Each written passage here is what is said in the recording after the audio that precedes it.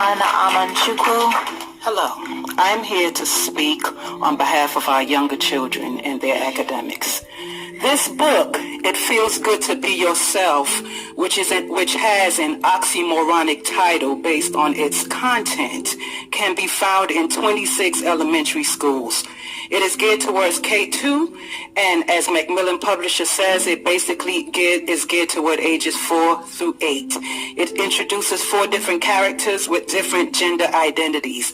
It makes it seem as if gender is an imaginary concept that can be changed on a whim, when the truth is gender is factual. You're either a boy or a girl.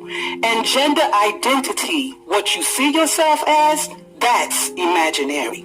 Well, let me read you a couple of things. First character is Ruthie. She's a transgender girl. That means when she was born, everyone thought she was a boy until she grew a little older, old enough to tell everyone that she's actually a girl. Then there's her brother, Xavier. Xavier is a cisgender boy. What 4 through 8-year-old knows what cisgender means? Can they spell cisgender? That means when Xavier was born, everyone thought he was a boy, and as he grew older, it turned out everyone was right. He was a boy. Then there's Alex, the friend.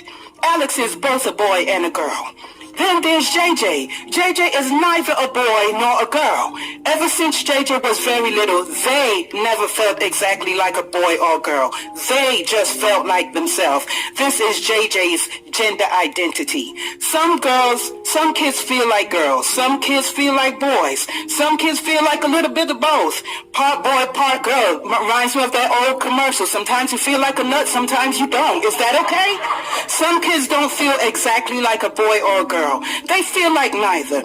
Some kids feel that their gender identity isn't always the same. It's often changing. So now are we endorsing schizophrenia? What are we doing? Whether you feel like a boy or a girl or neither, if you describe yourself another way, that is your gender identity. When does this foolishness stop?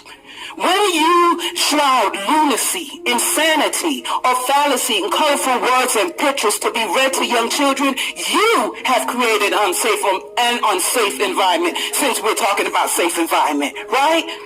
Where does it stop? At this tender age, our children should be learning their ABCs and 1, 2, 3s. Who authorized this? Who told you that you are God? Who gave you permission to tell our children who they are and who they're supposed to be?